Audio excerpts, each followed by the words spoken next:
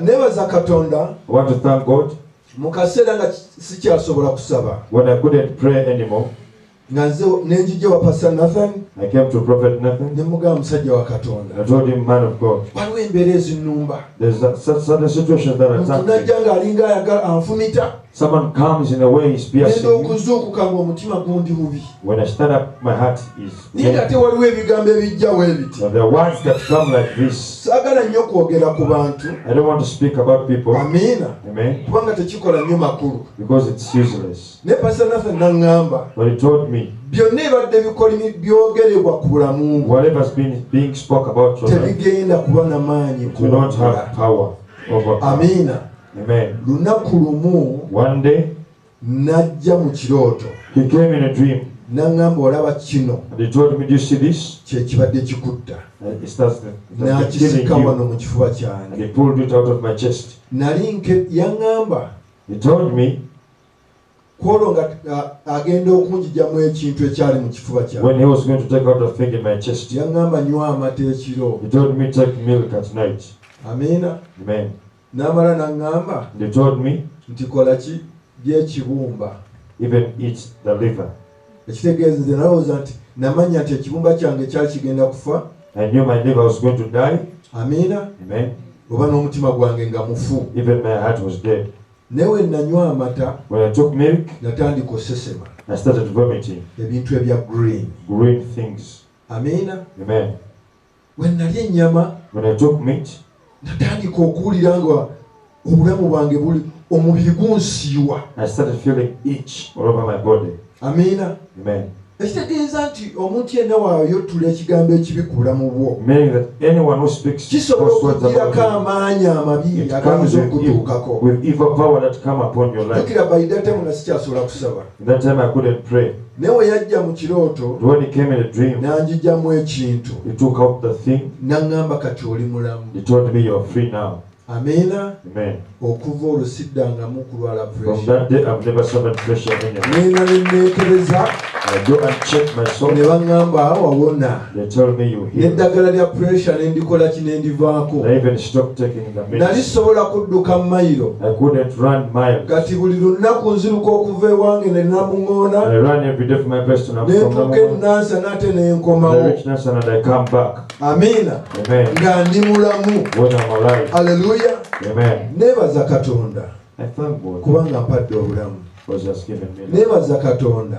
Thank God. Eyali takyasobola kusaba. The one who couldn't pray. Kati nsobola okusaba obudde ne bukya. I can pray now up to morning. Hallelujah. Amen. Neebaza Katonda. I thank God. Nti mbadde maze emyaka 8. I spent 8 years. Nga sirina we nnyimirira. When I stand nowhere. Hallelujah. Amen. Naye nga mpeereza mu makanisa g'abantu balala. But serving in other people's churches. Waliwo omwami omu. There is one man. Yansanga nga nva ewa nabbi Kayiwa okuweereza. Found me coming from Kaiwa's. N'aŋŋamba musajja wa Katonda mu diikoni. And he said, man of God. Tambuza na kigere. Or even footing. Nga ye avuga. But he was driving. Ne muga Katonda aleeta eyange. I told him God is bringing mine. Tewayise ennaku. Not days have passed. Nenzirayo. I went back. Mu maanyi ga Katonda ag'obuweereza. The power of God in ministry. Era nzikiriza. I believe God. Tewakyaliwo lusozi. No mountain. Lusobola kuzimba nate mu maaso ga. Can build it more before. Amiina. Amen. Era buli we wanaabeerangawo okusaba wano. Whenever we have prayers. Wadde obuweereza buzzeewo. The ministry is there. Nja kujjanga neebaze. I will always come. Ekimu eky'ekkumi nja kukireetanga. Bring the tithe. Okusobola okubeera ekyokulabirako ekirungi. To be a good example. Kubanga Bible etegeeza. Because the Bible teaches us. Tulitabaaza. That we are the light. Era buli sekinnoomu ali wano. Wherever is here. Otambula yonna gy'oli. Wherever you're going. Beera ettabaaza. Be the light. Amiina. Amen. Obulimba buveemu. Get out of deception. Obufere buveemu. Get out of every engeri zonna ziveemu. Leave everything. Osobole okubeera ettabaaza. That you can be the light. Amiina. Amen. Mbaagala nnyo mu linnya lya Yesu Kristo. God bless you. Emirembe gibeere nammwe. Peace be with you. God bless you, Pastor Lulu. Your testimony was amazing. Praise God, brethren.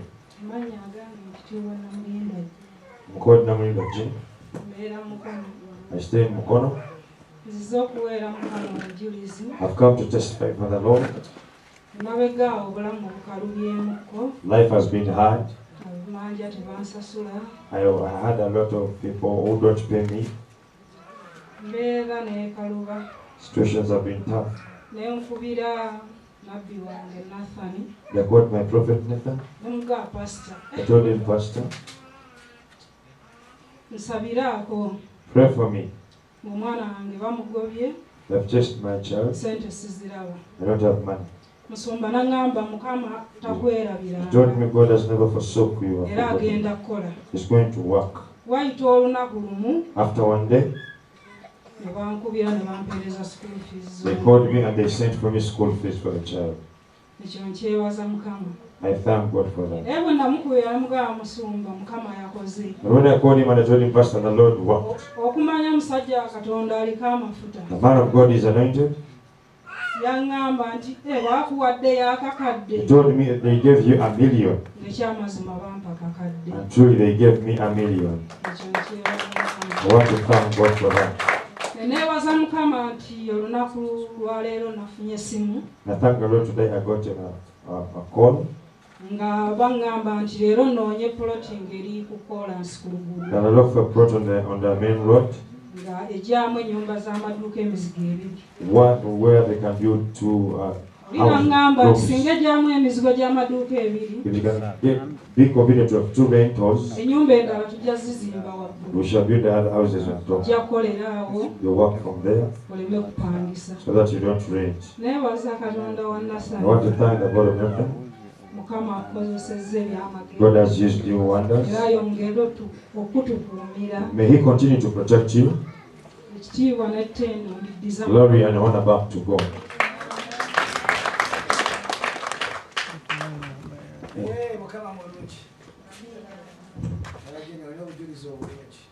You have a good testimony. May God bless you. Amen. Amen. Yeebazibwe nnyo. Praise God. Amanya mpitibwa Elisa ndaba bali bamanya Yohani Mukama. I'm God Elisha. Neebaza Katonda I thank God ku lw'omusajja wa Katonda Musumba Nasani. for the man of God, Pastor Nathan. Nali siwangadde naye ekiseera kinene I've not been with him for a long time, naye namuwulirako nnyo but I heard a lot about him. nga sisuubira nti nsobola okuba mu kifo kino. I couldn't expect to be in this place, Era nga sikirinaamuko and I didn't have it. naye omusajja wa Katonda olw'omuganda wange Musumba Lumu But my brother, Pastor Rumu, naye n'amumbuulirako told me about the man of God. genda omumbuulirako eyasooka omumbuulirako ensi yali tennaba kunyiga bulungi. The one who told me about him, the world had not yet confronted me. Musumba Lumu n'ansinkana n'addamu Pastor n'amumbuulira. Rumu met me and he told me again about the man of God. Mukama yeebazibwe nnyo. Praise the Lord. Ne mpuliriza ebigambo bye yagamba And I heard the words he said, era ne sisobola kusalawo. and I could not decide. Naye oluvannyuma ennyo But after a while, ne musinkana I met him.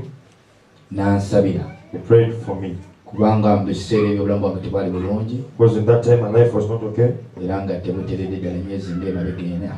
and my life was not good, like 4 Naye- months now. Bwe yansabira But when he prayed for me, nina muwala wange bamuyita Michelle abasinga bamumanyi I have my daughter called Michelle. ali mu kisulo naye nali nkaba school fees I was crying for school fees. nga ndi sitaaka. I was stuck.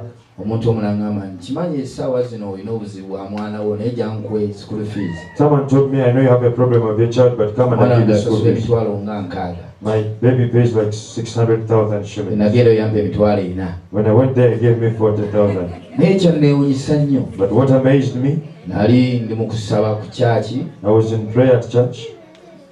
Musumba Lumu n'ankubira essimu n'aŋŋamba nti Musumba Nasani abadde akubuuza. He told me, Pastor Lumu called me and told me, Prophet Nathan has been asking for you. Bannange n'ajja n'ankwatira emitwalo 6. He came and gave me 6. Siwamugambako kya mwana wange I did not tell him about the sinayogera child, nga Mukama ngambye ku blessing. but he told me God has told me to bless you. Waliwo olugero omusajja kano lwayogedde nti There's a proverb the man of okusaasira God has said, Mukama waffe yeebazibwe. mercy, amen. Mu byonna neebaza Katonda ku lw'obulamu bwange. Above all, I thank God for my life. Obuleeza bwange ne bukubibwa bwakuba emirundi 3. My ministry has been beaten 3 times. Ne buddamu ne bugwa wansi Falls up, nembuuza ekyokola nga sikitegeera And I asked what to do when I don't understand it. era nejja maaso g'omusumba Nasali n'ansabira I came before him and he prayed for me. sajja wa Katonda n'ampa ennyumba And he gave me a house. musumba Nasali n'angamba weebake And he said, go and sleep. buli neebaza Katonda olw'ekyo I thank God for that. mba nkyali awo era najja n'emmotoka ng'etisseemu ebintu ebyali ne tubijjamu As I was there, I came with a car full of things. nembuuza ate ku lw'obuweereza And I said about the ministry. nanga Mukama ajja kukola They said, God will do. naye Katonda naye kino musumba nsonyiwa buli kyabadde nkola ngamba toyogeranga nga Yesu bwe yagambanga But he has been always telling naye me nga this ndabika weakness. kyabulwaza amaanyi But I saw it not good. kubanga ntuuse mu kaseera kalinga akabadde ak'okufa Because I came to a time where I almost ate died. akaseera ke mbaddemu nga neekyawa And the time I was in, I had hated buli myself. muganda wange amanyiikuko My brother knows about me. nga minisitule bwe yasaanawo n'ebijja ebinnumba Minister died and the attacks. nempulira nga mpulira sikyayagala musumba yenna wadde ekkanisa yonna I hated every pastor and every nempulira church. nga ndi mu bulamu bulala I was living in another life. naye ng'ono ye atera okunzizaamu amaanyi beerako ne musumba Nasali But this one normally encourages me. Be with me. neebaza Katonda nansabira I thank God he prayed for omulimu me. ne guddamu ku luguudo lw'Entebbe And the work is now resuming. nesobola okuddamu okutandika omulimu nate ku And I lw'Entebbe resumed the work on Entebbe Road. kale mu byonna Above all, omusajja wa Katonda ono the man of God, Katonda yamuwa ekirabo ekitasangika God gave him a gift. There is no point. ekitasangika ekiseera kyange kitono nnyo naye In my short naye nga buli time, kigambo kyagamba kibeera nsonga but every word he tells you is a naku reason. lumu waliwo mabegako oluserezi yampaako nambulesinga There's somebody gave me and he blessed me. naŋŋamba Mukama nandaze ng'okutte ekkubo bwe riti ne bwe And riti he told me, the Lord has showed me that you've taken such era bwe and such a kyali That is how it was. naye nenkoma mu maaso ge I came before him. nansabira He prayed for me. nendaba okugenda mu maaso And I saw going forward. ebizze bibadde biyitirivu nnyo A lot of things have attacked me. kubanga nze njogeddwako ko agamba gwe naasanga nga Ivan alina waali They've told me that wherever I ajja am, kufa naye nebaza Katonda every person I meet will die. But I thank the living God. tewali ddogeri Isirayiri There is no witchcraft. ate nebaza Katonda abantu abakuŋŋaanira mu kifo kino And for the people who come in this banaye place, mulabika bulungi you look so beautiful. Yesu abawe nnyo omukisa God bless you. Tubala. abaluganda mukama yebaziwe Praise God, brethren. zenemese mukama eyambikola I thank God who saved me. nali musiraamu I was a Muslim. era nebaza mukama atulabiridde And I thank God has taken care of us. nebaza mukama I want to thank God. yatukuuma eri ababbi abali batuyingirira He protected us from the thieves that came in our house. bajja ne bayingira mu nyumba They entered the house. twali twebase We were asleep. ne basobola otwala bye baatwala They naye took batuleka whatever they wanted when they left us there. tebalina bulabe bwatutuusaako mukama They never did any harm to us. God provided for us. nebaza mukama eyatukuuma I thank God who protected us. atuleka nga tuli balamu They left us alive. oluganda mukama yebazibwe God bless you.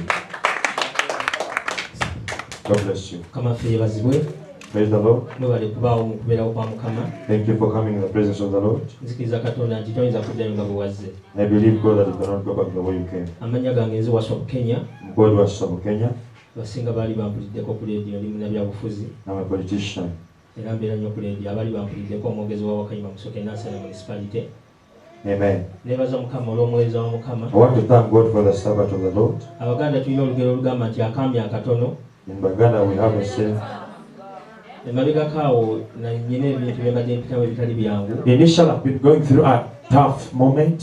Nali njogera ne musumba lumu I was speaking to Pastor Rum. n'angamba nti oluganda waliwo asobola He okukuyamba. told me there is a man who can help you. Naye nali nalaba ku musumba ono naye nga nalabanga nagamba oba alina gye bamusumba abavubuka mu kyaki emu. I had seen him and I said maybe he's a pastor, a youth pastor in a certain church. Ebiseera ne biyitawo ne nkivaako naye juzi bwe nasinkana embeera So time passed, but when I met that situation, oyo n'angamba omusumba and he told me the aliwo pastor, omusumba ali kawempe naye ajja kukuyamba. there's a pastor in Kawempe will help you. So nga ate wali emabega twamusanga ku Ntebe Road Yet we met him at on Entebbe Road. era nali manyiye oyo omusumba w'abavubuka eyo ku kyaki eyo ku Ntebe Road. I knew he's a youth pastor on Entebbe Road Naye church. tugenda otutuuka wano But when we came here, ng'omuntu gwandeetedde the man where they had brought me, nali mulabyeko I had never seen him before. naye nga yono omwana omuto. I said, this young child. Kyevula ngambye nti akaami akatono That's why I said a small man. abooluganda temuseka waliwo n'abalala bali wano naye nga mwali mu munyomye nga oyo omwana omutaano ansabira mukama yeebazibwe Praise the Lord. naye munda mulimu omuntu omukulu mu ye.